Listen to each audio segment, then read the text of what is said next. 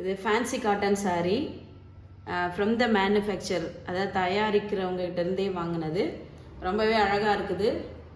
பாருங்க, டசல்ஸ் வச்சுருக்காங்க, சாஃப்டாக இருக்குது.